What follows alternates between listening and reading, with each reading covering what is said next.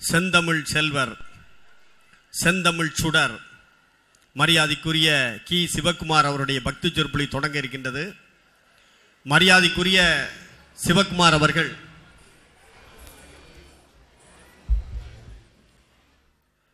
நம்முடைய பக்தி சொற்பொழிவு என்று சொன்னால் இன்றைக்கு உலக அளவில் பல்வேறு வெளிநாடுகளுக்கு சென்று அதே போல நம்முடைய இந்தியா முழுக்க பல்வேறு பகுதியில் வாழ்கிற தமிழர்கள் இருக்கின்ற பகுதிகள் எல்லாம் சென்று ஆன்மீக சொற்பொழிவை ஒரு தவமாக செயல்படுத்துகிற பெருமைக்குரியவர் நம்முடைய செந்தமிழ் செல்வர் செந்தமிழ் சுடர் மரியாதைக்குரிய சிவகுமார் அவர்கள்.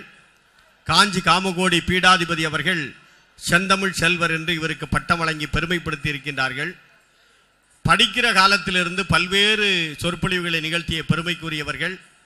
பல்வேறு கம்பன் கழகம், பாரதி மன்றங்கள் போன்றவற்றிலெல்லாம் தமிழ் சொற்பொருக்கோடு பக்தி மார்க்கத்திலே பல்வேறு நிகழ்ச்சிகளை நடத்திய பெருமைக்குரியவர்கள்.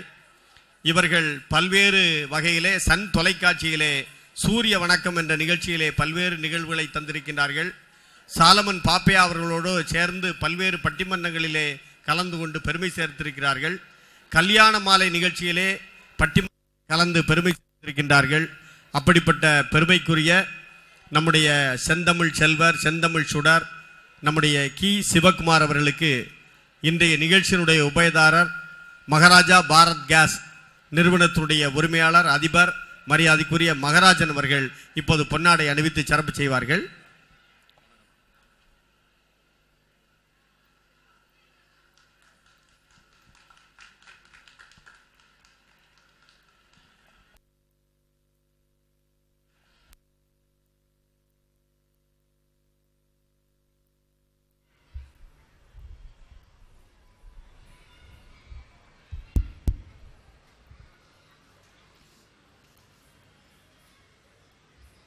ஓம் கஜானனம் பூதகணாதிசேவிதம் கவித்த ஜம்பூ பலசார பக்ஷிதம் உமாசுதம் சோக விநாச காரணம் நமாமி விக்னேஸ்வர பாத பங்கஜம். என்ன புண்ணியம் செய்தனே நெஞ்சமே முன்னம் நீ புரி நல்வினை பயனிடைய முழுமணி தரளங்கள் மண்ணு காவிரி சூழ் திருவலஞ்சுழி வாணனை வாயாரப் பன்னி ஆதரித்து ஏத்தியும் வழிபடும் அதனாலே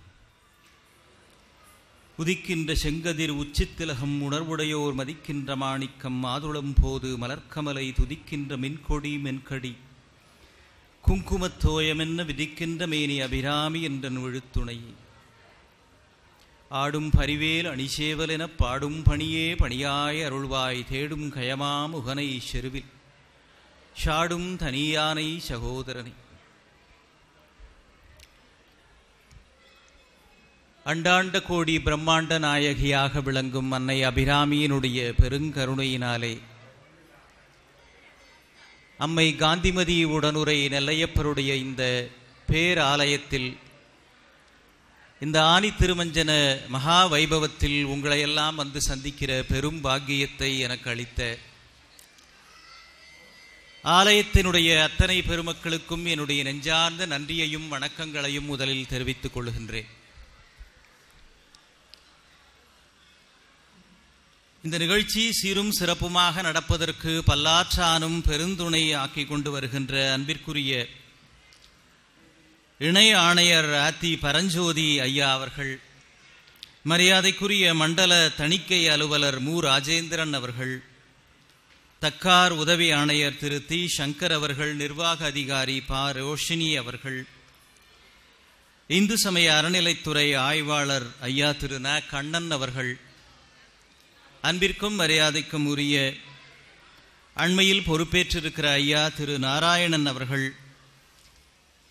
நான் இங்கு வர வேண்டும் என்பதற்கான அந்த ஏற்பாடுகளை தொடர்பு கொண்டு செய்த அன்பு சகோதரர் திரு மணிகண்டன் அவர்கள்,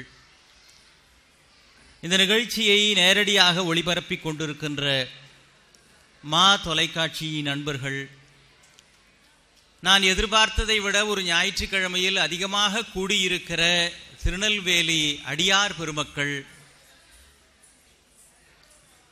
இந்த நிகழ்ச்சியில் என்னை அறிமுகம் செய்த அன்பு நண்பர் ஐயா திரு கணபதி சுப்பிரமணியம் அவர்கள், உங்கள் அனைவருக்கும் என்னுடைய பணிவான வணக்கங்களையும் நன்றியையும் முதலில் தெரிவித்துக் கொள்கின்றேன். நான் இந்த மேடைக்கு வருவதற்கு முன்பாக இந்த ஆலயத்தில் சுவாமி தரிசனம் செய்து வைப்பதற்காக என்னை அழைத்து சென்றார்கள். அப்படி முற்றிலுமாக சுற்றி வந்து சுவாமி தரிசனம் செய்கிற பொழுது இந்த இடமே ஒரு கைலாயம் போல எனக்கு பட்டது. கைலாயத்துக்கு நேர போய் பார்த்துட்டு வந்தியான்லாம் கேட்கக்கூடாது, சொன்னா நம்பணும்.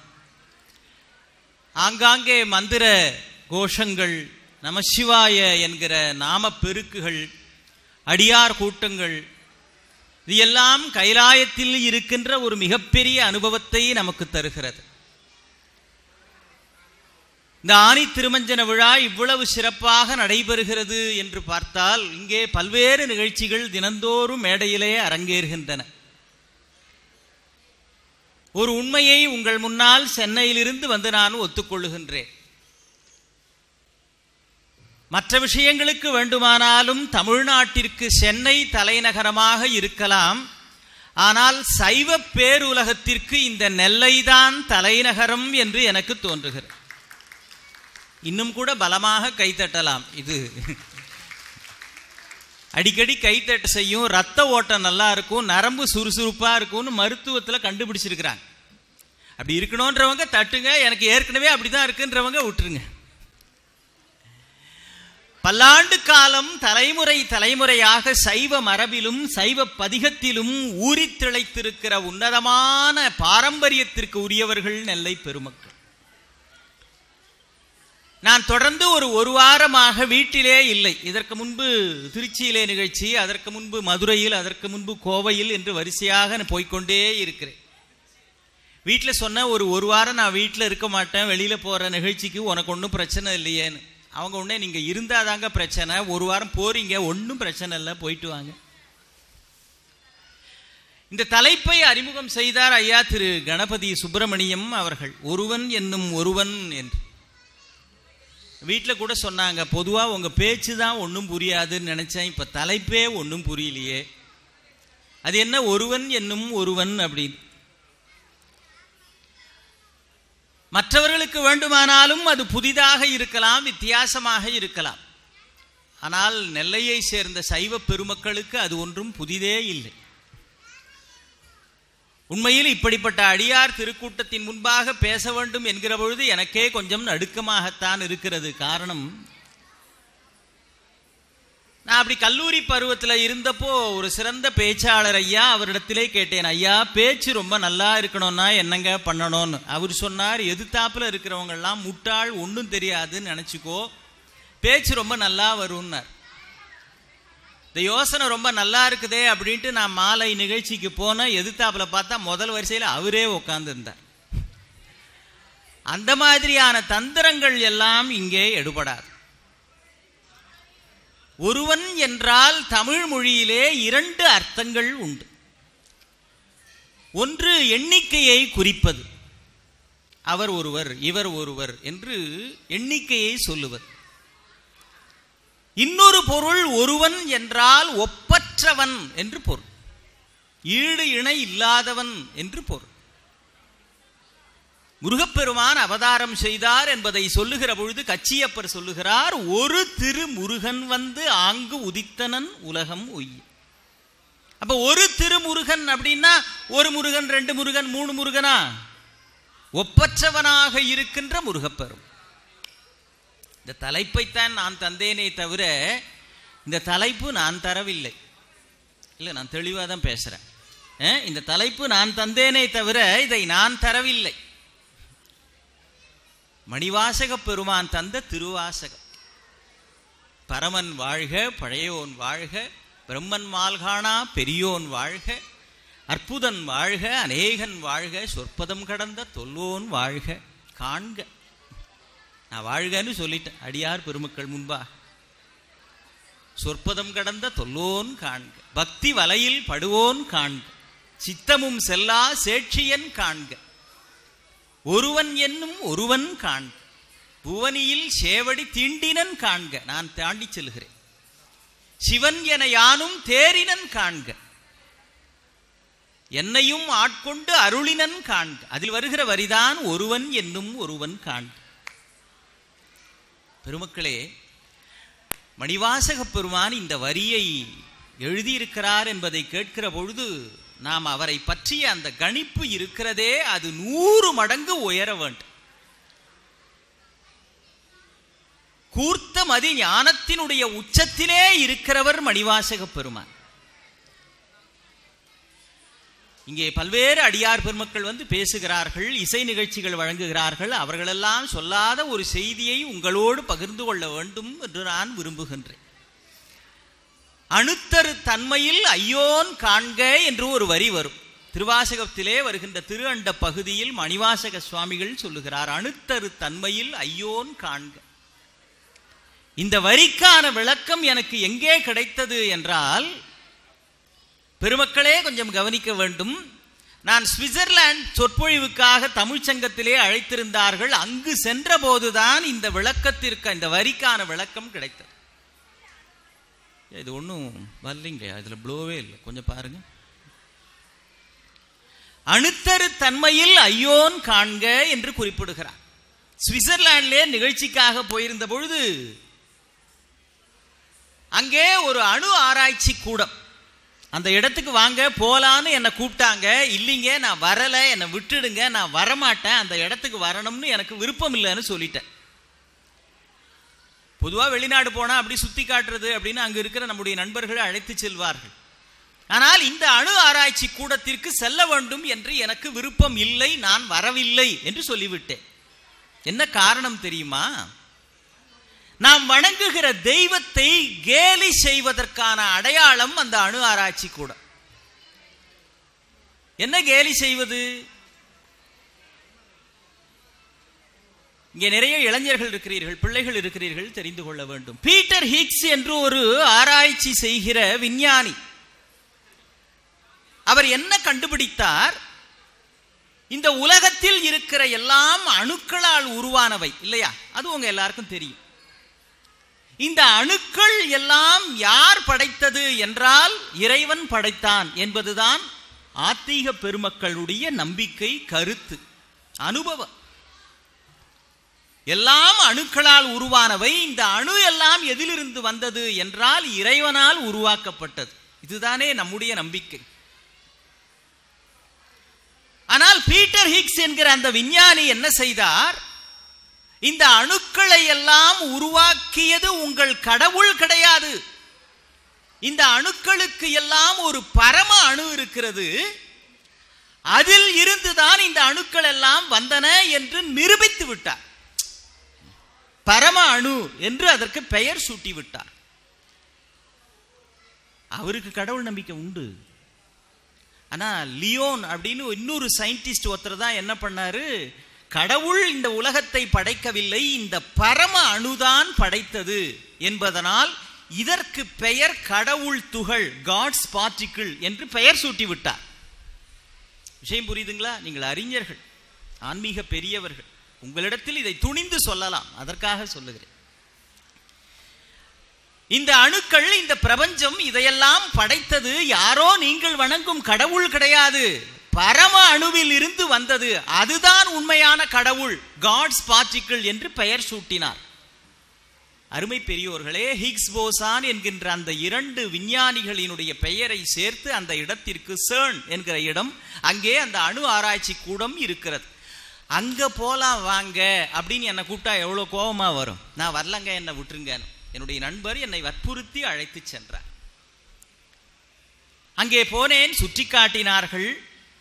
அந்த இடத்தினுடைய வரவேற்பறை இருக்கிறதே, ரிசப்ஷன் ஹால், அங்கே உள்ளே சென்ற பொழுது அருமை பெருமக்களே, நான் வியந்து போனேன். மணிவாசக பெருமானை எண்ணி எண்ணி உள்ளுக்குள் நெகிழ்ந்து போனேன். காரணம், இந்த பிரபஞ்சத்தை படைத்தது கடவுள் கிடையாது, பரம அணுவில் இருந்துதான் சகலமும் வந்தது என்று நிரூபித்த அந்த அணு ஆராய்ச்சி கூடத்தின் நுழைவாயிலிலே ஒரு பெரிய சிலை வைத்திருக்கிறார்கள். அது அந்த நாட்டினுடைய பிரதமர் சிலை இல்லை, ஜனாதிபதி சிலை இல்லை, நம்முடைய நடராஜ பெருமானுடைய 6 அடி உயர சிலையை வைத்திருக்கிறார். அணுவினுக்கு அணுவினை ஆதிப்பிரானை, அணுவினுக்கு அணுவினை 1000 கூறிட்டு, அணுவினுக்கு அணுவினை அணுக வல்லார்க்கு அணுவினுக்கு அணுவினை அணுகவல்லல் ஆமே என்று ஆயிரக்கணக்கான ஆண்டுக்கு முன்பாக நம்முடைய திருமூலர் பாடிவிட்டு போயிருக்கிறார்.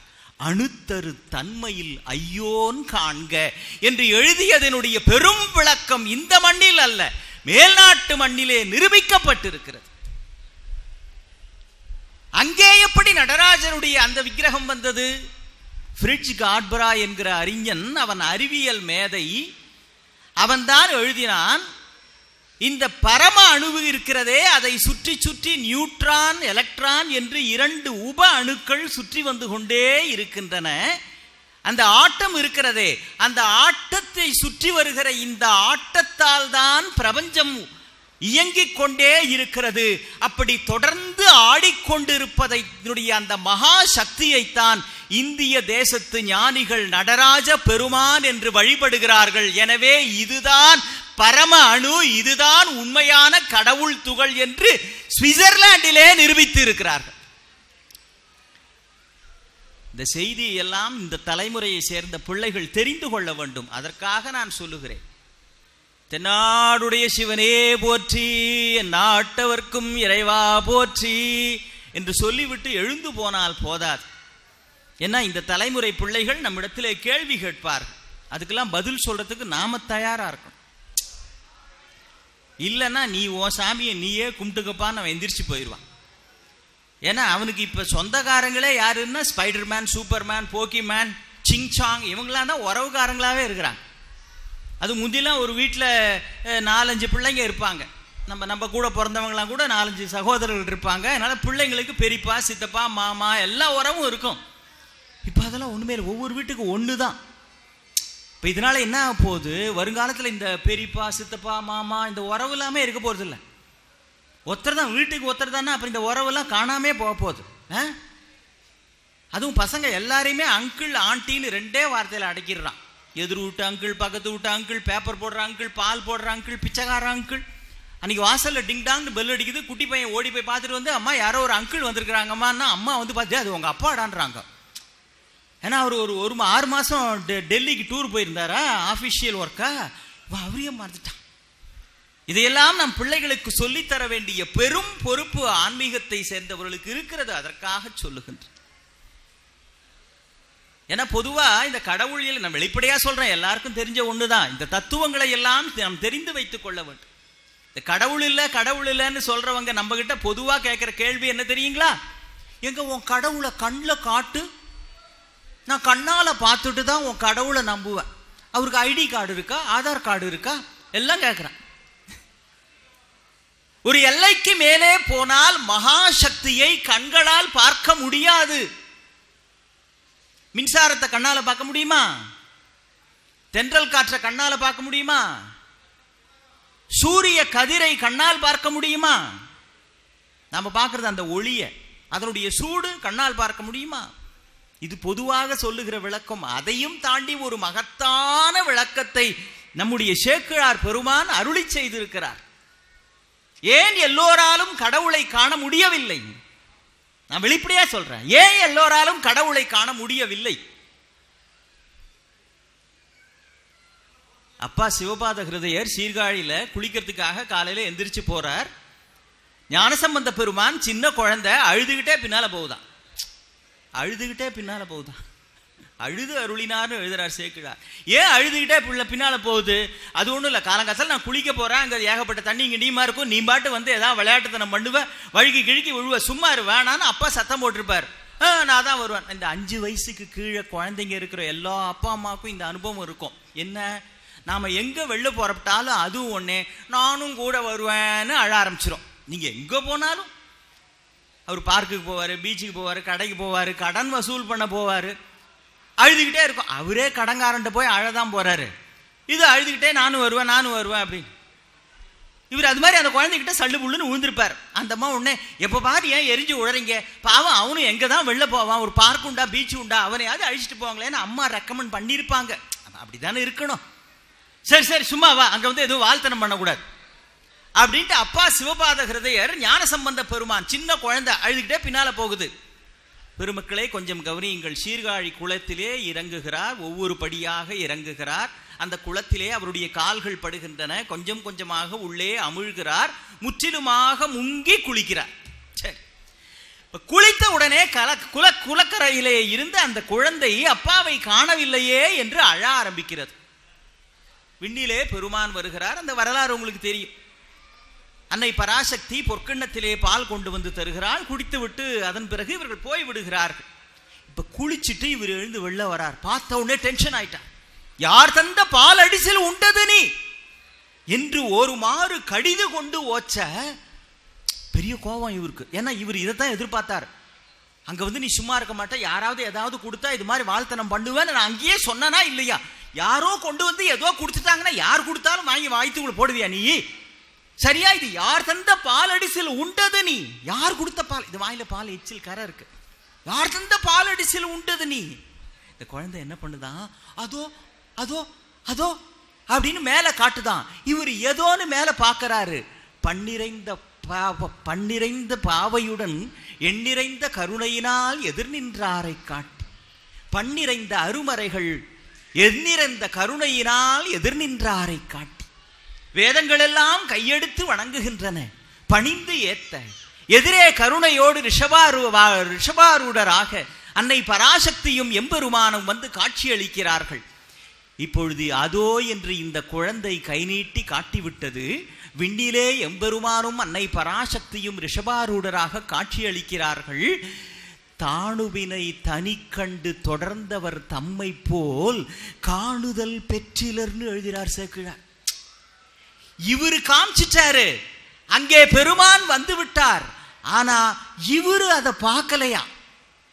தாணுவினை தனி கண்டு தொடர்ந்தவர் தம்மை போல் காணுதல் பெற்றிலர். பெத்த புள்ள பார்த்தா மாதிரி பெத்த அப்பம் பார்க்கலன்னு எழுதல, பெத்த அப்பம் காண பெற்றிலர்னு எழுதினார். விஷயம் புரியுதுங்களா? இந்த உலகத்தில் ஒரு குருநாதர் குழந்தையாகவே பிறந்து இறைவனை காட்டினாலும், அந்த குழந்தைக்கு கட்டுப்பட்டு எதிரே இறைவனே வந்து தரிசனம் கொடுத்தாலும், யாருக்கு பார்ப்பதற்கு கொடுப்பினை இருக்கிறதோ அவர்களுக்குத்தான் தரிசனம் கிடைக்கும், எல்லாருக்கும் கிடைக்காது. இப்படி சொல்றேன், கண்டவெல்லாம் பார்க்கறதுக்கு கடவுள் ஒன்றும் கண்காட்சி அல்ல, அது அருள் காட்சி.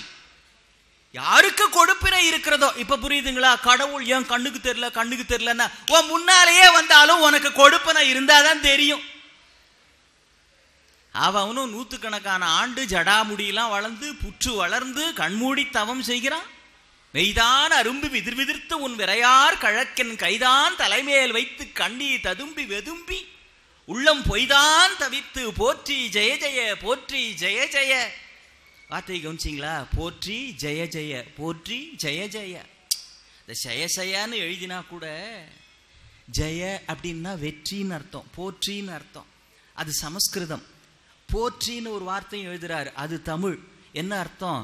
மணிவாசக பெருமான் நமக்கு முக்கியமான ஒரு செய்தியை சொல்லுகிறார். சமஸ்கிருத வார்த்தையும் பயன்படுத்துகிறார், தமிழ் வார்த்தையும் பயன்படுத்துகிறார். இறைவன் முன்பாக வந்து வழிபடுகின்ற பொழுது இறைவனை பொறுத்த வரைக்கும் சமஸ்கிருதமாக இருந்தாலும் தமிழாக இருந்தாலும் இரண்டுமே ஒன்றுதான். எனவே இது உயர்வு இது தாழ்வு என்கிற வேறுபாடு எல்லாம் அவன் சன்னதியில் இல்லை. இரண்டு மொழியுமே இறைவனுக்கு ஏற்புடைத்து.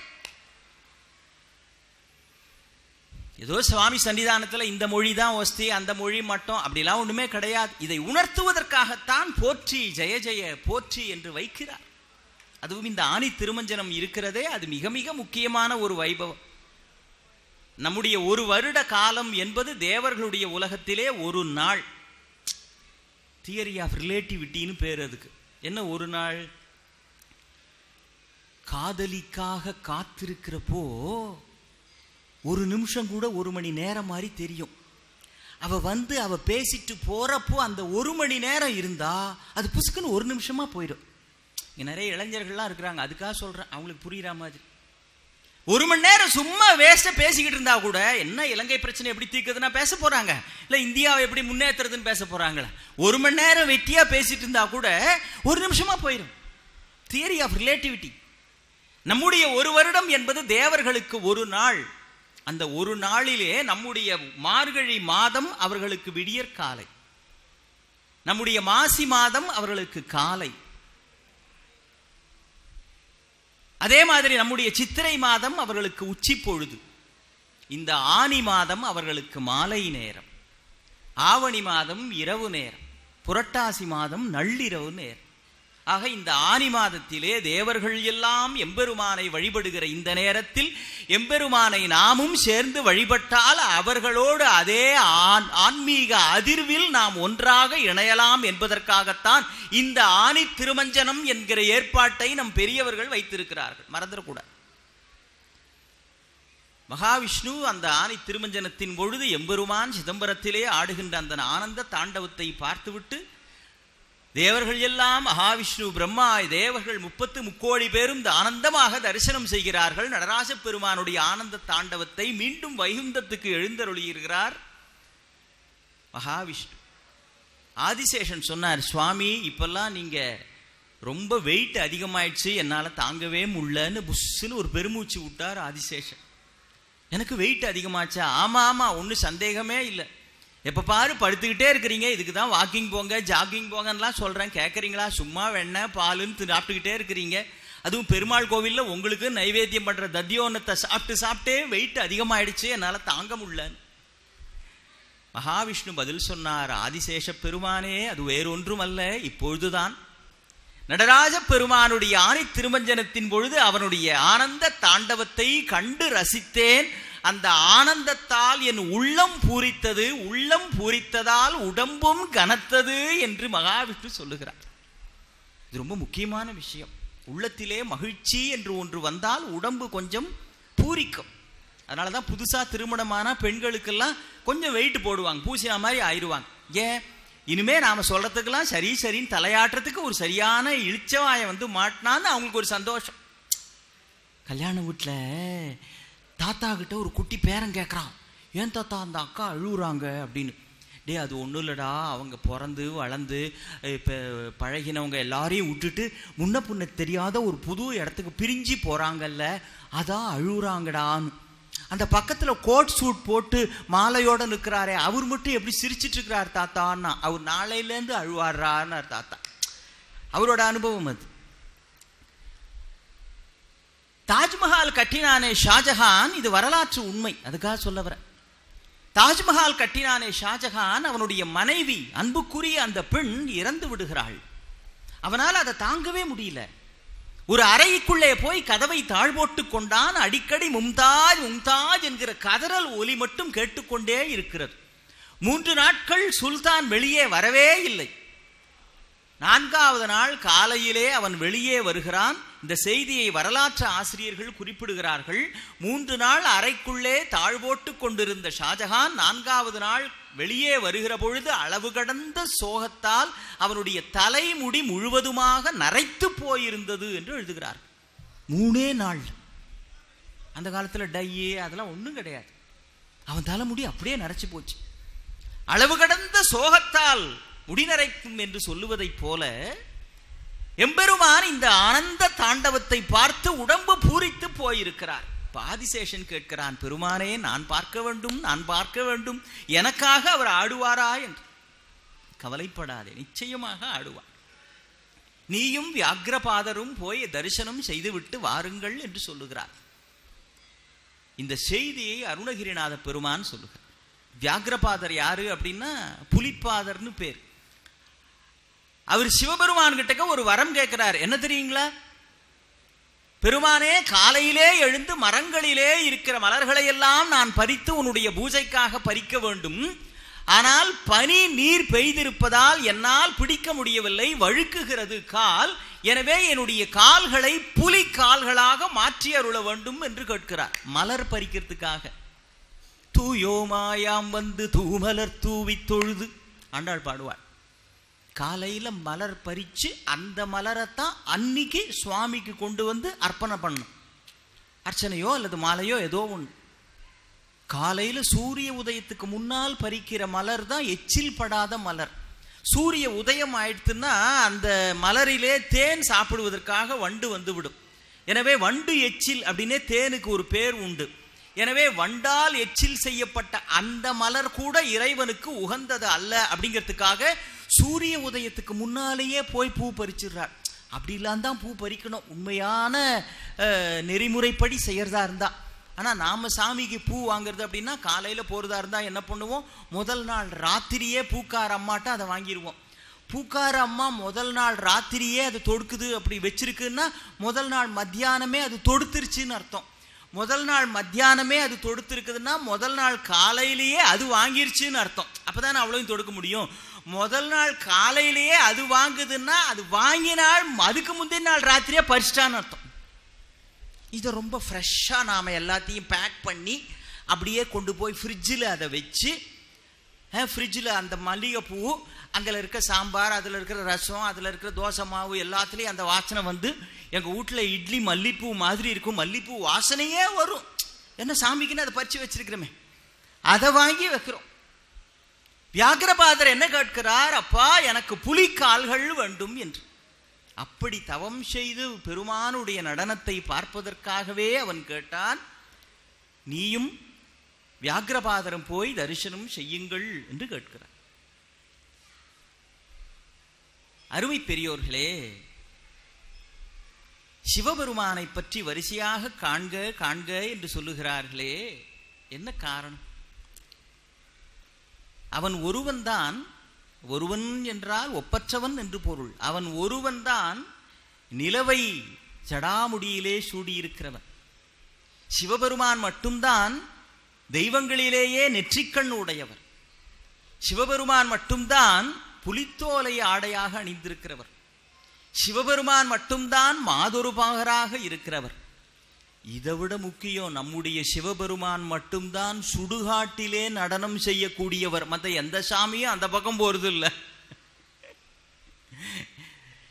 நம்முடைய அத்தனை ஆட்டங்களும் அடங்கி போகிற இடத்தில்தான் அவன் தன் ஆட்டத்தையே அரங்கேற்றம் செய்கிறான்.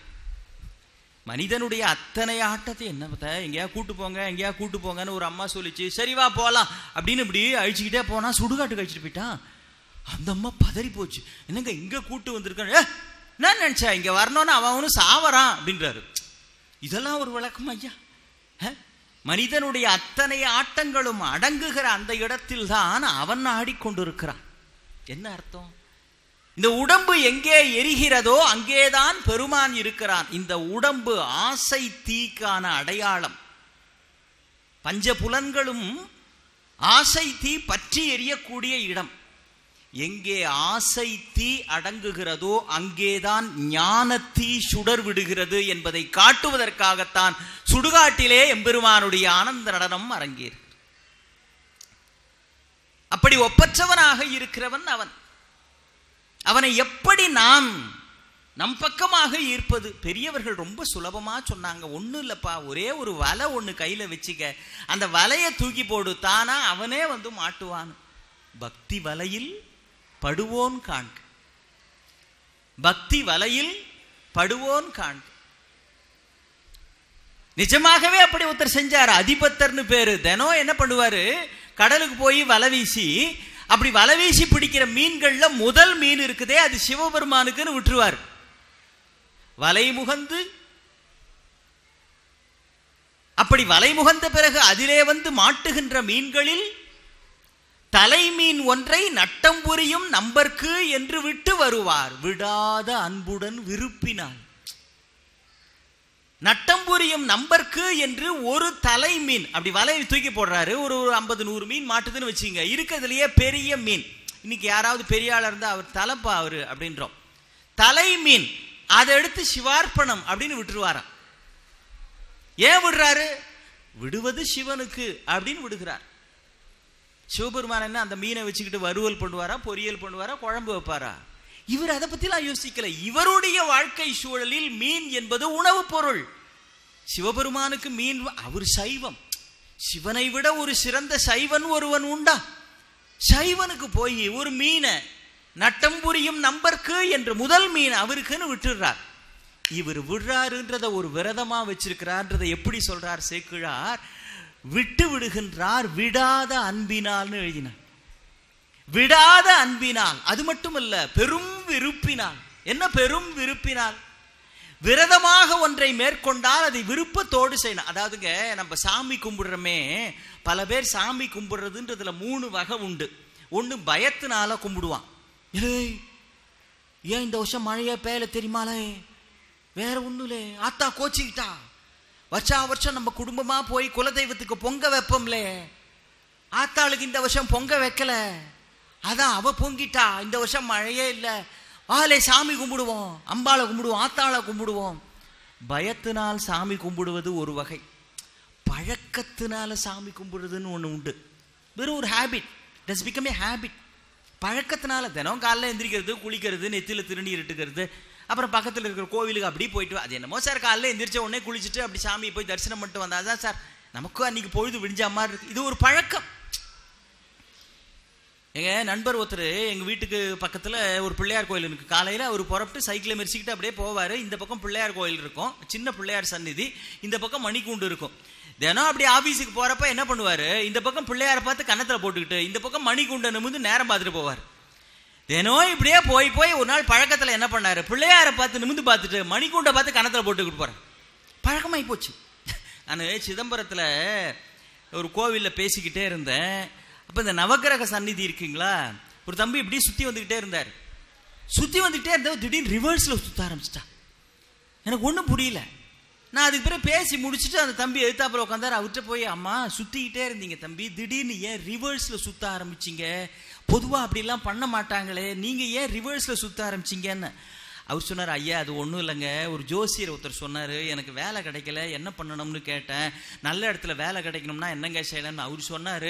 நவகிரகத்தை தினம் 9 சுற்று சுற்றுன்னு சொன்னார். நான் சுற்றிக்கிட்டே இருந்தேன். இன்னைக்கு ஏதோ ஞாபகத்தில் 12 சுற்று சுற்றிவிட்டேன், எக்ஸ்ட்ரா 3 சுற்று சுற்றிட்டமேனு ரிவர்ஸில் சுற்றி கழிச்சுக்கிறேங்கன்னார். பழக்கத்திலேயே சாமி கும்பிடுறதுன்னு வந்துருச்சு. பயத்தால் கடவுளை வணங்குவது என்பது ஒரு விதம், பழக்கத்தால் கடவுளை வணங்குவது என்பது ஒரு விதம். இந்த இரண்டையும் தாண்டி மூன்றாவதாக ஒன்று உண்டு. என்ன, நமக்கு ஒரு காரியம் ஆவணும்னு சாமி கும்பிடுறது. நான் அது ஒன்றும் தப்புன்னு சொல்லலை. அப்புறம் நாம சாமி விட்ட கேட்காம வேற யார்கிட்ட கேட்போம்? இன்னி தேதிக்கு வேற யாரை நம்பியும் பிரயோஜனம் இல்லை. திக்கற்றவருக்கு தெய்வமே துணை அப்படின்னு யாரை நம்பியும் நமக்கு பிரயோஜனம் இல்லை. சாமியா நமக்கு பார்த்து ஏதாவது செஞ்சாதான் உண்டு. அதனால தான் தமிழன் தெருவுக்கு 2 கோவில் கட்டி வச்சிருக்கிறான். ஏன், சொந்தக்காரனாலாம் எந்த பிரயோஜனமும் இல்லை, யார் நமக்கு தலைவன் நினைச்சோமோ யாரால எந்த பிரயோஜனம் இல்லை, கடவுளா நம்மளை காப்பாத்தினாதான் உண்டுன்னு தெளிவா இருக்கான். ஏதாவது அப்பா எனக்கு வேலை கிடைக்கணும், பொண்ணு கல்யாணம் ஆகணும், பிள்ளை கல்யாணம் ஆகணும், ஏதோ உண்டு. ஆனால் அது அது அது முழுமையான 100% பக்தி இல்லை. உனைத்தினம் தொழுதிலன் உனது இயல்பினை உரைக்கிலன், பல மலர் கொடு உன் அடியினை உற பணிந்திலன், ஒரு தவமிலன் உனது அருள்மாறா உளத்துள் அன்பினர் உறைவிடம் அருகிலன், விருப்பொடு உன் சிகரமும் வலம் வருகிலன், கனைத்தழும் பகடது பிடர்மிசை வரும் கருத்த வெஞ்சின மரளைத்தன் உழையினர், கதித்தடர்ந்தெறி கைரது கடைகொடு பொறுபோதே கலக்குறும் செயல் ஒழிவர அழிவுறு, கருத்து நைந்து அலமுறும் பொழுது அளவைக்குள் கணத்தினில் பயமர மயில் முதுகினில் வருவாயே முருகா என்று அருணகிரிநாதர் அழைக்க. விருப்பொடு உன் சிகரமும் வலம் வருகில. எதுக்கு சார் கிரிவலம் போறீங்க? ஒன்றும் இல்லை, ஃபாரினில் கொஞ்சம் ஜாபுக்கு ட்ரை பண்ணிட்டு இருக்கிறேன் சார், அதுக்காகத்தான். 9 பௌர்ணமி சுத்தினா வேலை கிடைக்கும்னு சொன்னாங்க, அதுக்கு தான். அது சரியா தவறா? சரிதான், ஆனால் 100% சரின்னு நான் சொல்ல மாட்டேன். ஏன்னா பெரியவங்க சொல்லலை. எந்த உள்நோக்கமும் இல்லாமல் அவனை வணங்குவது மட்டுமே எனக்கு நோக்கம் என்று இருப்பதுதான் அடியார்கள் இயல்பு. ஞானிகள் அதற்குத்தான். அதை சொல்லுகிறார் அருணகிரிநாதர். விருப்பொடு உன் சிகரமும் வலம் வருகில. இந்த சாமி கிட்ட போனா கல்யாணம் ஆகும், அந்த சாமிகிட்ட போனா ஆஸ்துமா சரியாகும். சார் சென்னையில் கீழ்கட்டளைன்னு ஒரு இடங்க, அங்க விசா ஹனுமார்னே ஒரு சந்நிதி ஓபன் பண்ணியிருக்கிறான். விசா ஹனுமாரா என்னங்கன்னா, வெளிநாட்டு அமெரிக்கா விசா கிடைக்கிறதுலாம் ரொம்ப கஷ்டம். அந்த அனுமார் சந்நிதியில போய் பாஸ்போர்ட்டை வச்சு ஒரு வடமாலை சாத்திட்டீங்கன்னா டக்குன்னு விசா கிடைச்சிருமா. விசா அனுமார்னு பேர் வச்சிருக்கான். ஏன்டா அனுமார்ட்ட போர் வச்சு இப்போ அங்கே போய் ஏன்டா செஞ்சீங்கன்னா, அது ஒன்றும் இல்லைங்க, முதல்ல ஃபாரினுக்கு போன சாமி அனுமார் தாங்கன்றான். எப்படானா சீதையை தேடி ஸ்ரீலங்கா போல. நான் ஏய், அவரே பாஸ்போர்ட் விசாலாம் வாங்காம தான் போயிருக்கிறாரு. அவர்கிட்ட போய் விசாக்கு வேணுமா? ஒரு உள்நோக்கத்தோட விருப்பமும் சிகரமும் வலம் வருகிற. இவர் சொல்லுகிறார், இவர் ஏன் தினந்தோறும் ஒரு மீனை ஈசனுக்கு என்று விடுகிறார்? விடாத அன்புடன் மாறாத விருப்புடன் செய்கிறார். அவ்வளவுதான். இவருக்கு எந்த உள்நோக்கமும் கிடையாது. இப்படி இருந்தா சிவபெருமானுக்கு பொறுக்குமா? பொறுக்கல. ஏன்?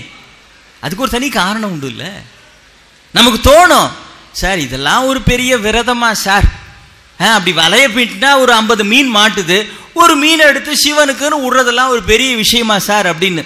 இதெல்லாம் நம்ம புத்தி கேட்குற குறுக்கு கேள்வி. நமக்கு எல்லாத்தையும் பெரியவங்க ஒரு பெரிய உண்மை ஒன்று சொன்னால் அதை உடனே கேட்டுக்க மாட்டோம். எல்லாத்துக்கும் ஒரு குறுக்கு கேள்வி ஒன்று கேட்கறது தான் நம்முடைய புத்திசாலமத்தானமும் அடங்கியிருக்குது. அதான் மகான்கள் ஞானிகள்லாம் சொன்னது முட்டாள்தனம். நான் இன்னைக்கு எல்கேஜி யூகேஜி எம்ஏ பிஹெச்டி இஞ்சி பச்சடி தயிர் பச்சடி படிச்சுட்டு வந்திருக்கிறேனே, இந்த அறிவு தான் உலகத்திலேயே பெரிய அறிவுன்னு ஒரு ஆணவம் வந்து விடுகிறது. கல்வி என்பது அடக்கத்தை தர வேண்டும். இன்றைக்கு கல்வி என்பது ஆணவத்தை தருகிறது என்றால் இதற்கு பெயர் கல்வியே கிடையாது. நல்லா ஞாபகம் வச்சுங்க, கல்வி என்பது அடக்கத்தை தர வேண்டும். மாணவன் என்றால் அவன் மாண்புள்ளவனாக இருக்க வேண்டும். நுணங்கிய கேள்வி அறிவு இருக்கிறதா? வணங்கிய வாயினராக இருக்க வேண்டும் வள்ளுவன் சொல்லுகிறான். நம்முடைய அறிவு பிள்ளையார் முன்னால தோப்பு கண்ணம் போட்டுக்கிட்டே இருந்தாரு. அப்ப கையில நாயை பிடிச்சிக்கிட்டு அவரோட நண்பர் அப்படி வாக்கிங் வர்றாரு. இவர் ரொம்ப பக்தி ஸ்ரத்தையா கும்பிடுறவர். இவருக்கு கடவுள் நம்பிக்கையே கிடையாது. இவர் பார்த்துட்டு எப்பா தினந்தோறும் நீயும் பிள்ளையார கும்பிட்டுக்கிட்டே இருக்கிற, உன் பிள்ளையார விட என் நாய்க்கு சக்தி அதிகம் தெரியுமா? நான் ஒரு தூக்கி வாரி போட்டுது. ஏய் நீ இது மாதிரிலாம் என்கிட்ட வந்து பேசாத. ஆமாப்பா வேணா பார்க்குறியா, உன் பிள்ளையார விட என் நாய்க்கு சக்தி அதிகம்னு நான் நிரூபிச்சு காட்டவா? என்ன என்ன என்ன என்ன என்ன என்ன சொல்கிறேன்? எப்படி நிரூபிப்பேன்? எப்படி நிரூபிப்பேன்? இதோ இந்த குளம் இருக்குல்ல, பக்கத்தில் ஒரு குளம், அதை காமிச்சு உன் பிள்ளையார தூக்கி குளத்துல போடு, என் நாயன் தூக்கி குளத்துல போடுறேன், ரெண்டுத்துல எது நீந்தி வருதுன்னு பார்ப்போமா நீ கேட்குறான். உன் பிள்ளையாரையும் தூக்கி குளத்துல போடு, என் நாயையும் குளத்துல போடுறேன், ரெண்டுத்துல எது நீந்தி வருதோ அதுக்கு தான் சக்தி அதிகம். ஒத்துக்கிறியா? இதெல்லாம் புத்தி. அவன் சிரிச்சுக்கிட்டே பதில் சொல்லணும். எதுக்குப்பா அவ்வளோ கஷ்டப்படணும்? 2 பேர்ல முதல்ல நாயை தூக்கி பிள்ளையார மேல விட்டு அடி, நான் அதுக்கு பிறகு பிள்ளையார தூக்கி நாய் மேல விட்டு அடிக்கிறேன். எது பட்ட உடனே யாருக்கு ரத்தம் வருதோ அவங்களுக்கு தான் சக்தி கம்மின்னு ஒத்துக்கிறியா? நம்முடைய அறிவினால் 1000 கேள்விகள் கேட்க தூண்டுகிறோம். ஆனால் இந்த அறிவுக்கு அப்பாற்பட்டவன் அச்சிந்திய ரூபா அப்பிரமேயா சித்தமும் செல்லா சேட்சியன் காண்க. உன் அறிவை உடுப்பா, உன் சித்தத்தாலேயே தொட முடியாத எல்லையில் சிவன் இருக்கிறான்.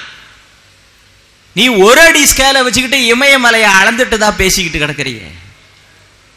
நமக்கு ஒரு கேள்வி வரும், என்னங்க சும்மா வலைய போட்டா 50 மீன்ல ஒரு மீனை சிவனுக்குன்னு விடுறது பெரிய விரதமா அப்படின்னு. விரதம்னு எடுத்துக்கிட்டா அதை ஸ்ரத்தையா அக்கறையா பண்ணணும், அது முக்கியம்.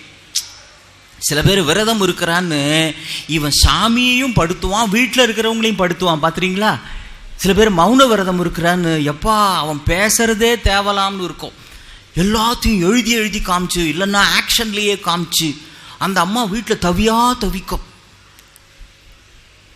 அதான் மணி 6 ஆச்சான், எனக்கு போய் காப்பி கொண்டு வா, மணி 6 ஆச்சு. அந்த அம்மா புரிஞ்சுக்கிறதுக்கு இந்த மனுஷன் வார்த்தையில சொன்னாலே ஒன்றும் புரியாது, ஆக்ஷன்ல வேற காமிச்சிக்கிட்டு இருக்கிறானேன்னு அப்படிம்பா. என்ன சொல்றான் அந்த மனுஷன்? ஒன்றும் புரியல. வாசக்கதவை பூட்ட சொல்றானா, இல்லை பைக்கை பூட்ட சொல்றானா, இல்லை இந்த ஆளை தூக்கி உள்ள வச்சுட்டு கதவை பூட்ட சொல்றானா, என்ன சொல்றான்? ஒன்றும் புரியாது. ஒரு மடாலயத்தில் மௌன விரதம் இருக்கிறது 4 பேர் முடிவு பண்ணாங்க. அது ஒரு விரதம் தானே. காலையில் 6 மணிலேருந்து சாயங்காலம் 6 மணி வரைக்கும் நம்ம விரதம் இருப்போம்னு முடிவு பண்ணிட்டாங்க. 4 பேர்ல கிட்டத்தட்ட 7 மணி ஆச்சு. முதல் ஆள் சொன்னார், பாரு பாரு நான் தான் காலையிலிருந்து 1 மணி நேரம் மௌனமா இருக்கிறேன் அப்படின்னா. எப்படி? காலையிலிருந்து ஒரு 1 மணி நேரம் மௌனமா இருக்கிறாராம். பக்கத்துல இருந்தவ சொன்னா, ஹே அதை சொல்றப்பவே நீ பேசிட்டியேன்னா. எப்படி? அதை சொல்றப்பவே நீ பேசிட்டியே அப்படின்னா. 3வது ஆள் சொல்றான், ஏய் அவன் தான் பேசினான்னா நீ ஏண்டா பேசுற இவன் கேட்கிறான். 4வது ஆளு, இப்படி ஆளாளுக்கு பேசிட்டு இருக்கிறீங்களே, என்ன மாதிரி எப்பதான் மௌனமா இருக்க போறீங்க? இதான் மௌன விரதம். அருமை பெரியோர்களே, ஒரு வலை வீசினால் 100 மீன்கள் மாட்டுகின்றன, ஒன்றை எடுத்து சிவனுக்கு என்று போடுவதிலே என்ன பெரிய விரதம் நெறி இருக்கின்றது? சேக்கிழார் இதற்காகவே எழுதுகின்றார், அப்பா இப்படித்தான் அதிபத்தன் தினந்தோறும் வலை வீசினான், அதிலே ஒரு மீன் கிடைத்ததை எடுத்து சிவார்ப்பணம் என்று போட்டான். ஆனால் அது மட்டுமல்ல, ஒரு நாள் கடலுக்கு சென்றார் அதிபத்தர், அன்றைக்கு ஒரே ஒரு மீன் தான் கிடைத்தது, அந்த ஒரு மீனையும் எடுத்து சிவார்ப்பணம் என்று போட்டு விட்டார். இது என்னங்க பெரிய விஷயம், ஒரு மீன் தான் கிடைச்சது, அதே சிவார்ப்பணம்னு போட்டான்னா. அடுத்த நாள் கடற்கரைக்கு சென்றார், வலை வீசினார், அன்றைக்கும் ஒரு மீன் தான் கிடைத்தது. அந்த ஒரு மீனையும் எடுத்து சிவார்ப்பணம். அடுத்த நாள் சென்றார், அன்றைக்கும் ஒரே மீன் தான் கிடைத்தது. அந்த ஒரு மீனை எடுத்து சிவார்ப்பணம். கரைக்கு வந்து விட்டார். ஆகும் நாள்களில் அநேக நாள் பட்ட மீன் ஒன்று, அதையும் நம்பர்க்கு என்று விட்டு வேலையின் மீண்டு வந்தார். பேர்பட்ட விஷயம். கடற்கரை கடலுக்கு வலை மீன் பிடிப்பதற்காக சென்றுவிட்டு ஒரு மீனவனை பொறுத்த வரைக்கும் ஒரே ஒரு மீன் தான் கிடைத்தது என்றால் அவன் மீனை விடமாட்டான், விரதத்தை விட்டு விடுவான். என்னது இது வம்பா இருக்குது, 1000 மீன் கிடைச்சது, அதுல ஒன்ன விட்டா மிச்சத்தை வித்து நல்லா காசு பார்க்கலாம், ஒரே ஒரு மீன் தான் கிடைக்குதுன்னா இதை விட்டுட்டு வரதுக்கு என்னது வம்பா இருக்குது, what to you mean, this is too much, நான் மாட்டேன். விரதத்தை விட்டு விடுவார்கள். ஆகும் தொழிலில் சால நிறைந்தார்னு எழுதினார். என்ன, இவர் சிவனையும் நோகல, விரதத்தையும் கைவிடல.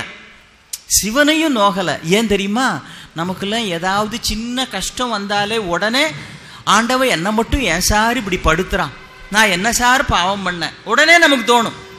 பஸ் ஸ்டாண்டுக்கு சில பேர் போய் நின்று பஸ் வரத்துக்கு ஒரு 10 நிமிஷம் ஆச்சுன்னு வச்சுங்க, ஆண்டவன் என்ன மட்டும் இப்படி தான் சார் சோதிக்கிறான், அது என்னவோ நான் போனா பஸ்ஸே வருது இல்லை.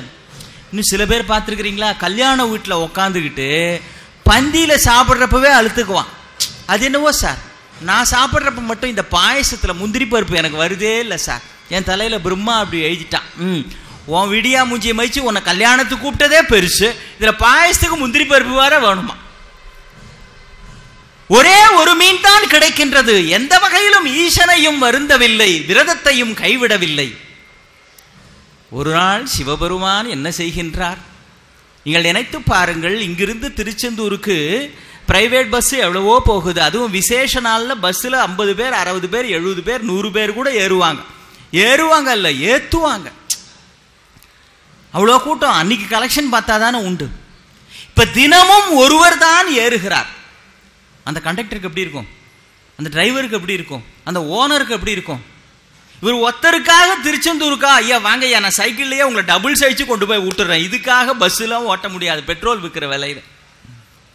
தினந்தோறும் ஒருவர் தான் ஏறுகிறார். தினந்தோறும் ஒருவர் தான் ஏறுகிறார் என்றால் ஏதோ ஒரு திட்டம் இருக்கிறதுன்னு பொருள் இல்லையா. யாரோ ஒரு போட்டிக்காரன் என்னவோ பண்றான்னு தானே அர்த்தம். கடலிலே சென்று நூற்றுக்கணக்கான ஆயிரக்கணக்கான லட்சக்கணக்கான மீன்கள் இருக்கிற கடலில் வலை வீசுகிற பொழுது தினந்தோறும் ஒரு மீன் தான் கிடைக்கிறது என்றால் என்ன பொருள், தன் பக்தனுடைய பெருமையை இந்த உலகுக்கு காட்ட வேண்டும் என்று ஈசன் தீர்மானித்து விட்டான் என்று பொருள். அதிபத்தனுடைய பெருமை எவ்வளவு பெருசுன்றத உலகத்துக்கு காட்ட வேண்டும், சிவபெருமான் முடிவு பண்ணிட்டார். ஒரு நாள் வலை வீசுகிறார்.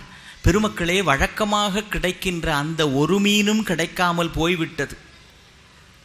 வழக்கமாக கிடைக்கிற அந்த ஒரு மீனும் காணாமல் போய்விட்டது. அதுவா போய்விட்டது, இவன் போகும்படி செய்கிறான்.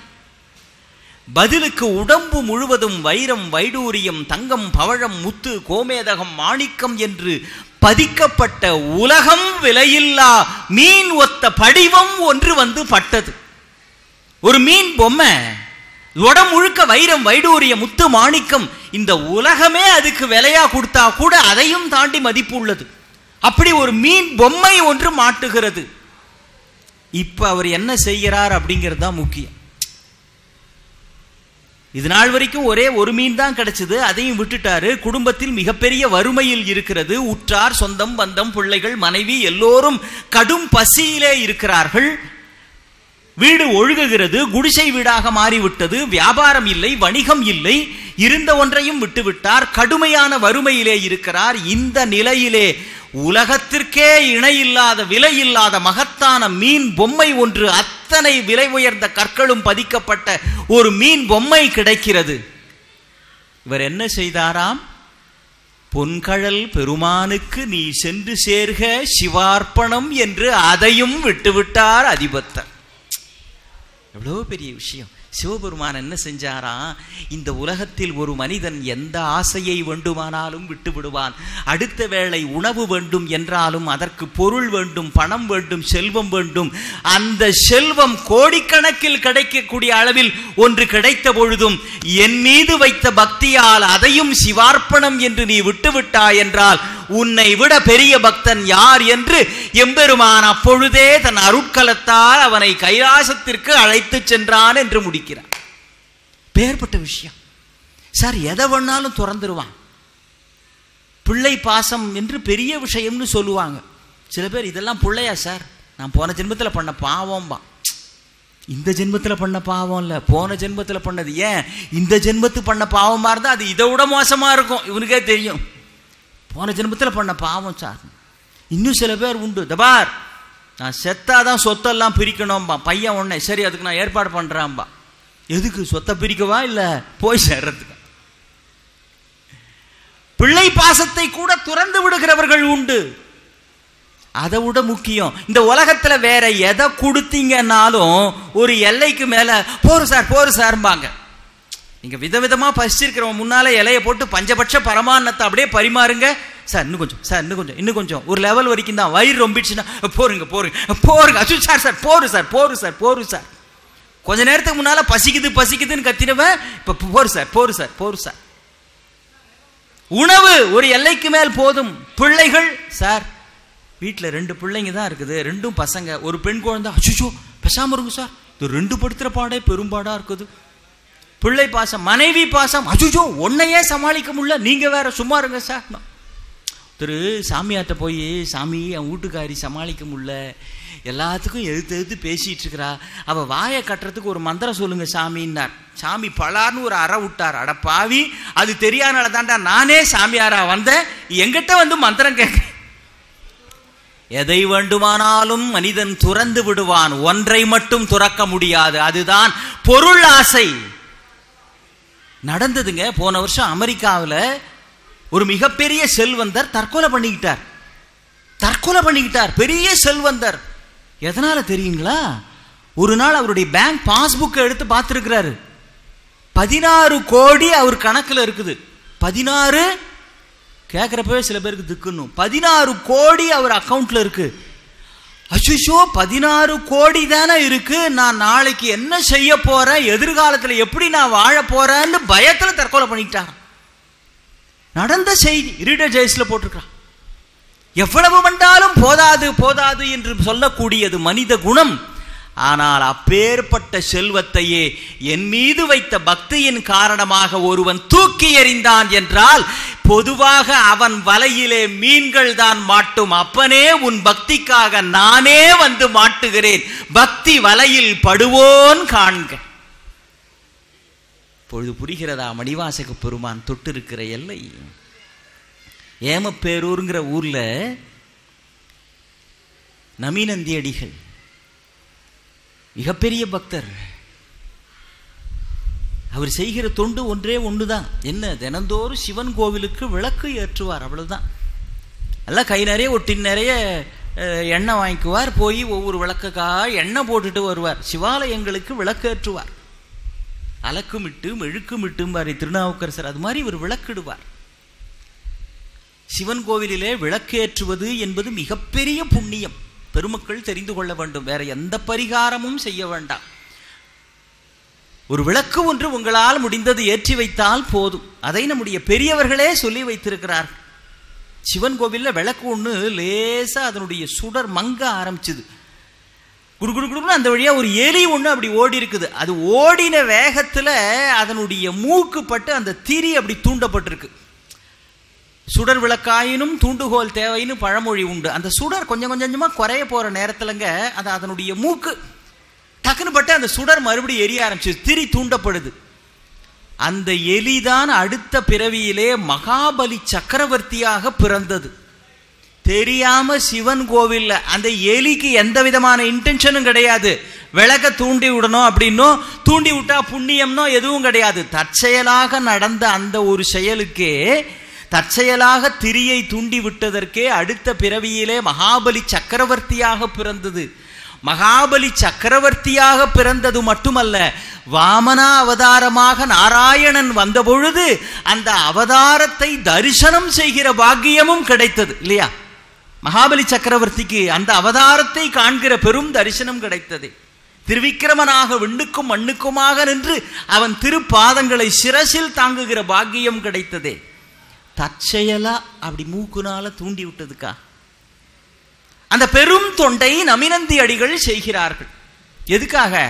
அடுத்த பிறவியில நாமளும் சக்கரவர்த்தியா பிறக்கணும்னா கூடும் அன்பினில் கும்பிடலே அன்றி வீடும் வேண்டா விரலியர். அவரை பொறுத்த வரைக்கும் சிவாலயத்தில் விளக்கு எரிய வேண்டும். தினந்தோறும் திருவாரூருக்கு போய் விளக்கெல்லாம் போட்டுட்டு வீட்டுக்கு திரும்புவார். ஒரு நாள் மாலை நேரமாகி விடுகிறது. ஆலயத்தில் எல்லா தொண்டுகளையும் முடித்து விட்டு திரும்புகிற பொழுது மாலை நேரத்திற்கும் விளக்கேற்ற வேண்டும் என்று எண்ணெய் விடுகிறார். எண்ணெய் இல்லை. அந்த ஊரிலே இருந்த பக்கத்து வீட்டுக்காரர் ஒருவர் அவரிடத்திலே போய் ஐயா எண்ணெய் வேண்டும் என்று கேட்கிறார். அவர் ஒண்ணு என்ன சொல்றாரு பாருங்க. அவர் எண்ணெய் இல்லைன்னு சொல்லியிருந்தா பரவாயில்ல, அது ஒன்றும் தப்பு இல்லை, எண்ணெயெல்லாம் இல்லைப்பா அப்படின்னு. அவர் வேறு சமயத்தை சேர்ந்தவர், வேறு சமயத்தை சேர்ந்தவர். அவர் என்ன சொல்றாரு, இவரை பார்த்துக்கிட்டு, ஏய் விலங்கு கனல் கை உடையார்க்கு, உங்களால் தான் கையிலேயே நெருப்பு வச்சிருக்கிறானே இப்ப, விலங்கு கனல் கை உடையார்க்கு எதற்காக நீ வேறு விளக்கிடுகின்றாய்? அவன் கையில் விலங்கு கனல் உடையார் தமக்கு விளக்கு மிகை காணும். பெரிய தப்பு அது. வாசல்ல பிச்சைக்காரன் வந்து அம்மா தாயே அப்படின்னு ஏதாவது கேட்டா போட்டு அனுப்பணும். சில தாய்மார்கள் ரொம்ப சாமர்த்தியமா நாளைக்கு வாப்பாம்பாங்க. நாளைக்கு வந்தா என்ன சொத்தையா எழுதி வைக்க போறாங்க, அதே ஊசி போன குழம்பு தான், நாளைக்கு வாப்பாம்பாங்க. அதுவும் இந்த ஃப்ரிட்ஜுன்னு ஒன்று கண்டுபிடிச்சதுலேருந்து முந்தியெல்லாம் மிஞ்சி போச்சுன்னா அதை பிச்சைக்காரனுக்கு ரா பிச்சைக்காரனே ஒரு இனம் ஒன்று உண்டு. இந்த ஃப்ரிட்ஜு வந்ததுலேருந்து அந்த இனமே இல்லாமல் போச்சு.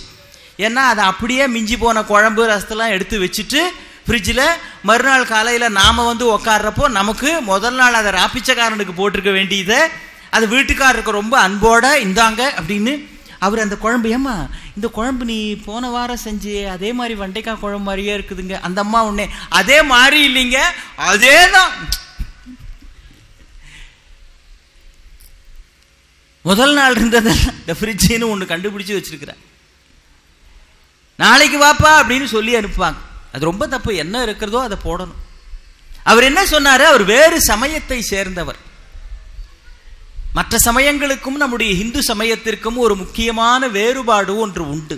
நம்முடைய இந்து சமயத்தில் தான் எல்லா தெய்வங்களுமே மரியாதைக்கு உரியவை என்கின்ற பரந்த மனோபாவம் நம்முடைய இந்துக்களினுடைய மனோபாவம் மறந்துவிடக்கூடாது. நாம் எந்த தெய்வத்தையும் இழிவாக நினைப்பவர்கள் இல்லை. ఎంతరో మహానుభావులు అంతరీకి వందనము என்று அடியார் பெருமக்கள் எந்த சமயத்தை சேர்ந்தவர்களாக இருந்தாலும் அவர்களையும் வணங்குகிறவர்கள் நாம். ஏன்? இந்து சமயம் சொல்லுகிற தத்துவம் ஒன்று பரம்பொருள், ஒரு மகா பிரம்மம் தான் தன்னை பல்வேறு விதமாக காட்டிக்கொள்ளுகிறது. நாம் எந்த சமயத்தையும் வெறுப்பவர்கள் கிடையாது. மற்ற சமயத்துக்கும் இப்படி சொல்றனே, மற்ற சமயங்கள் எல்லாம் ஒரு தனி ஒருவரை வைத்து உருவான சமயங்கள், இது எல்லாருக்கும் தெரியும். தனி ஒருவரை வைத்து உருவான சமயங்கள். கிறிஸ்தவ மதம் வைத்து, நபிகள் நாயகத்தை வைத்து இஸ்லாமிய சமயம், இந்து சமயம் தனி ஒருவரை வைத்து இப்படி சொல்றனே. நம்முடைய சமயத்திற்கு மட்டும்தான் பெருமக்களே கிமுவும் கிடையாது, கிபியும் கிடையாது என்பதை புரிந்து கொள்ள வேண்டும். அனாதியான காலம் தொட்டு அங்கு இங்கு எனாதபடி எங்கும் பிரகாசமாய் இருக்கிற ஒரு மகா சக்தியை காலம் காலம் காலமாக அடியார் பெருமக்கள் உணர்ந்திருக்கிறார்கள். அந்த உணர்வை பல்வேறு சொரூபங்களாக வெளிப்படுத்தி இருக்கிறார். ஆறுமுக நாயனார்னு ஒரு சந்நிதி ஒன்று இருக்கு. பொதுவாக முருக பக்தர்கள் எல்லாம் அறிந்து கொள்ள வேண்டிய ஒரு உண்மை, முருகன் வேறு சிவன் வேறு கிடையாது. அதை புரிஞ்சுக்கணும். நாம் எல்லா தெய்வங்களுக்கும் வெவ்வேறு கிடையாது, வெவ்வேறு சொரூபங்கள். சிவன் வேறு முருகன் வேறு கிடையாது. அந்த தவறை சூரபத்மன் செய்தான். கோலமா மஞ்சை தன்னில் குலவிய குமரன் தன்னை பாலன் என்றிருந்தேன் மற்றும் ஆலயன் தனக்கும் தேவர்கட்கு மூலமாய் நின்ற மூர்த்தி இம்மூர்த்தி. ஐயோ தெரியாம போச்சே, போர்க்களத்துல இப்ப நான் தவிக்க வேண்டி இருக்குதே. இவனை சின்ன பையன் நினைச்சனே, கோலமா மஞ்சை தன்னில் குலவிய குமரன். சும்மா மயில் மேல ஏறிக்கிட்டு அங்கேயும் இங்கேயும் போயிட்டு வர குட்டி பாப்பான்னு இவனை நினைச்சனே, கோலமா மஞ்சைன்னு போட்டான் பாருங்க.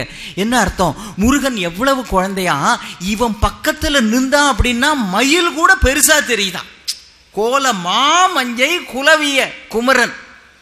ஒரு குட்டி பையன் அப்பாட்ட போய், அப்பா சைக்கிள் வாங்கி கொடுப்பான். சைக்கிள் உயரம் கூட இல்ல, உனக்கு என்னடா சைக்கிள் அப்படின்னார். ஏன் உன்ன என்னப்பா லூசு மாதிரி பேசுறான்ட்டான். என்னடா ஏப்பா சைக்கிள் உயரத்துக்கும் எனக்கு என்னப்பா சம்பந்தம்? ஏன்டா சம்பந்தம் இல்லையாடா? ஏப்பா இப்ப பிளேன் ஓட்டுறவங்க என்ன பிளேன் உயரமாப்பா இருக்கிறாங்க? அவன் கேட்கறான். கப்பல் ஓட்டுறவங்க என்ன கப்பல் உயரமா இருப்பாங்க? உயரத்துக்கும் ஓட்டுறதுக்கும் என்னப்பா சம்பந்தம்? முருகன் மயில் பக்கத்துல இருக்கிறப்போ மயில் பெருசா தெரியுதான். கோலமா மஞ்சை தன்னில் குலவிய குமரன் இருந்தனே, இவனல்லவா மூலமூர்த்தி. பெருமக்களே, சிவபெருமானுக்கு 5 முகங்கள். ஈசானம், தத்புருஷம், வாமதேயம், அகோரம், சத்யோஜாதம் என்று 5 முகங்கள். இது தவிர வெளிப்படையாக தெரியாமல் இருக்கிற ஒரு முகம் அதோமுகம் என்று, அது கீழே நோக்கி இருக்கக்கூடிய முகம். இந்த உண்மைகளை தெரிந்து கொள்ள வேண்டும். வரலாறு ஒரு புறம் இருக்கட்டும், அதையும் சேர்த்தால் 6 முகம். இந்த 5 முகத்துக்கும் தனித்தனியா சொரூபம் வேணும் இல்லையா? அதைத்தான் நடராஜர் என்றும் தட்சிணாமூர்த்தி என்றும் பிட்சாடனர் என்றும் கங்காளர் என்றும் தனித்தனி சொரூபங்களாக பார்க்கிறோம். அப்ப இந்த 6வது முகத்தையும் சேர்த்து ஒரு சொரூபம் வேண்டும் அல்லவா? அந்த 6 முகமும் சேர்ந்த சொரூபம் தான் 6 முகம் என்கிற முருகப்பெருமான். இதை புரிஞ்சுக்கணும். நாம் எந்த தெய்வங்களுக்குள்ளேயும் எந்த பேதமும் பார்ப்பது இல்லை, அதை வெளிப்படையாக சொல்லுவது. ஆனால் மற்ற மதத்தில் இருக்கிறவர்கள் ஒரு வெறுப்பை வளர்த்து கொண்டே தன்னுடைய மதத்தை பரப்ப முடியும் என்று நினைக்கிறார்கள். ஒரு நாளும் அது நிறைவேறாது என்பதை நாம் புரிந்து கொள்ள வேண்டும். எவ்வளவுதான் பிரச்சாரம் செய்தாலும், பிட் நோட்டீஸ் கொடுத்தாலும், பணம் கொடுத்தாலும், இந்து சமயம் அடியார் பெருமக்களினுடைய கைகளில் பக்தியில் பத்திரமாக 1000 காலத்திற்கு இருக்கும். யாராலும் அதை எதுவும் அசைக்க முடியாது. இந்த உண்மையை புரிந்து கொள்ள வேண்டும். அவர் கேலியா பேசுறாரு. உங்களால் தான் கையிலேயே ஒரு நெருப்பு வச்சிருக்கிறாரேப்பா, அவருக்கு நீ விளக்கு எரிக்கணும் அப்படின்னா தண்ணியை மொண்டு விளக்கு எரிப்பான்னார். நேர போனாரு. அப்பா பெருமானே, இப்படி ஒன்ன கேலி செய்யறானே, நான் விளக்கேத்தணும்னு ஆசைப்படுறேன், எண்ணெய் இல்லையே, எதுவுமே சொல்லல, உருக்கமுடன் பணிந்து நிற்க. அவ்வளவுதான். சேக்கிழார் எழுதுகிறார், உருக்கமுடன் பணிந்து நிற்க. விண்ணில் இருந்து ஒரு அசரீரி கேட்கிறது, உருக்கமுடன் பணிந்து நின்று கொண்டிருக்கிறாயே, வந்த கவலை மாற்றும், குளத்து நீர் முகந்து வந்து ஏற்றும். அசரீரி கேட்கிறது. கவலைப்படாதே நமிநந்தியடிகளே, வந்த கவலை மாற்றும், குளத்து நீர் முகந்து ஏற்றும். ஒரு குளத்திலிருந்து தண்ணியை முந்து எல்லா விளக்கும் ஏற்று தீப்பெட்டினால கொளுத்தினார். அந்த காலத்தில் தீப்பெட்டி உண்டான்னு கேட்காதீங்க, லைட்டர் தான் இல்லை, தீப்பெட்டிலாம் இருந்தது.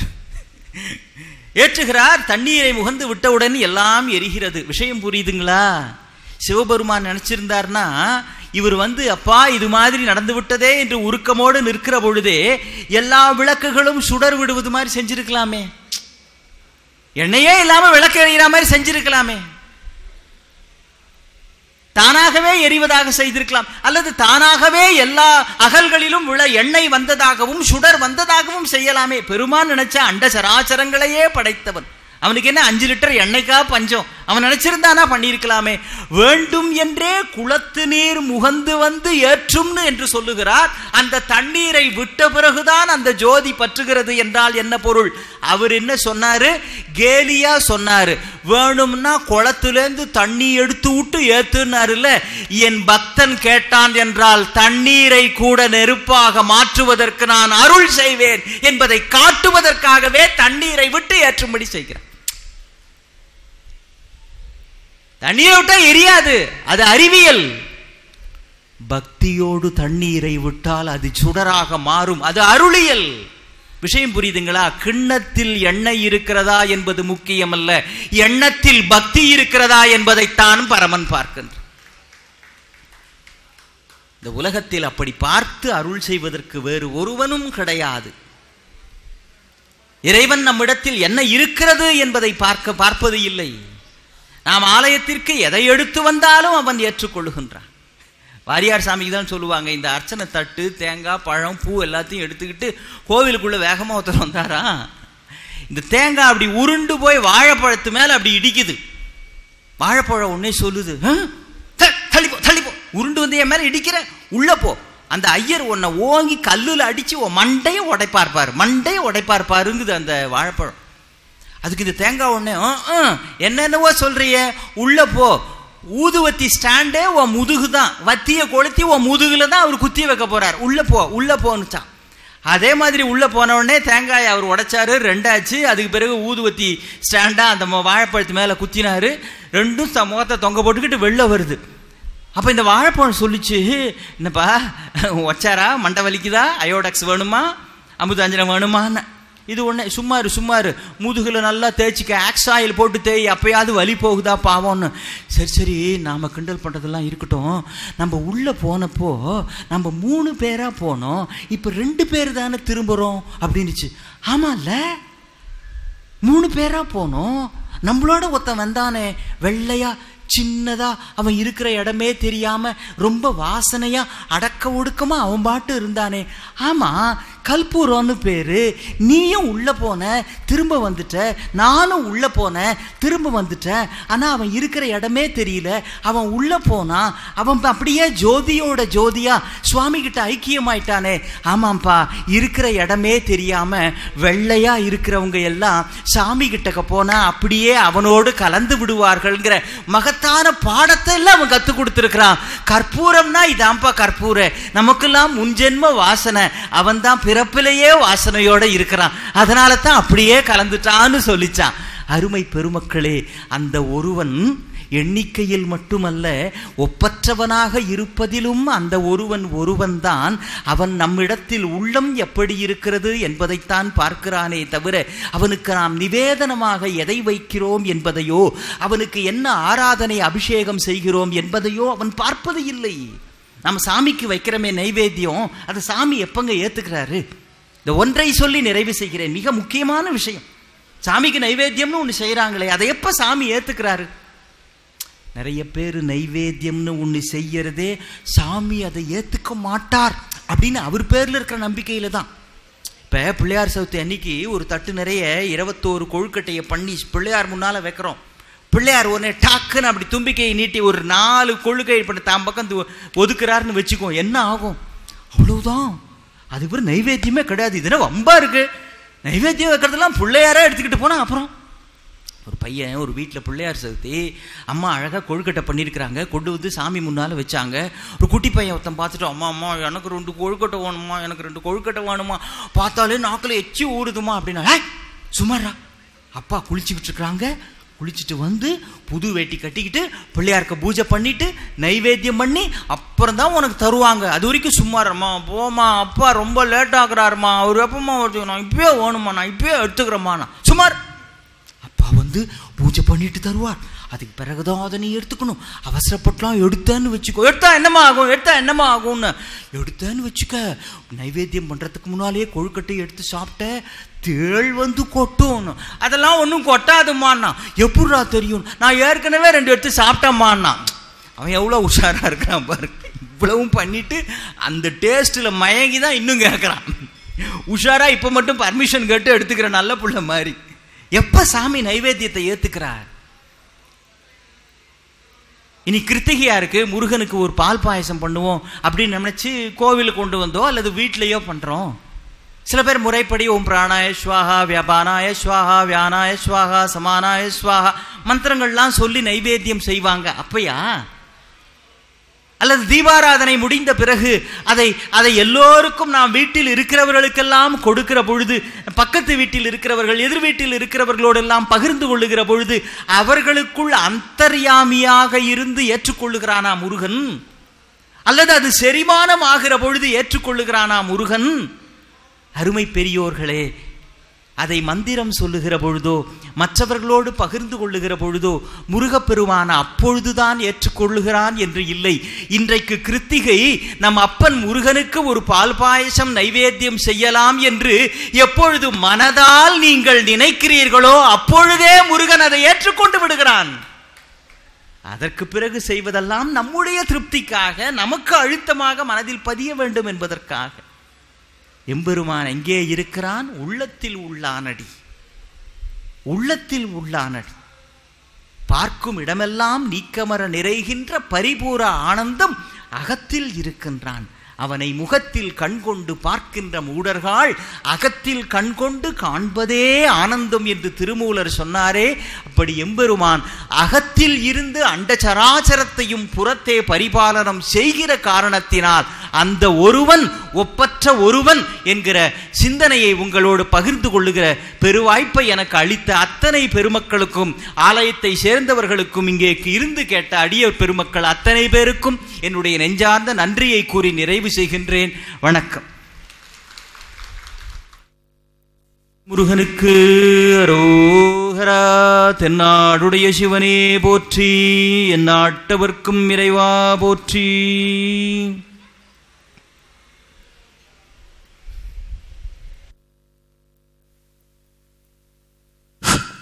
இன்றைய நிகழ்ச்சியினுடைய உபயதாரர்கள் மகாராஜா பாரத் கேஸ் டிஸ்ட்ரிபியூட்டர்ஸ் மகாராஜன் அவர்கள், தேசிய தமிழ் நாளிதழ் தினமலர் சார்பில் வருகை தந்திருக்கின்ற திரு வெங்கட சுப்பிரமணியன் அவர்களுக்கு இப்போது திருக்கோயில் சார்பில் சிறப்பு செய்யப்படுகின்றது.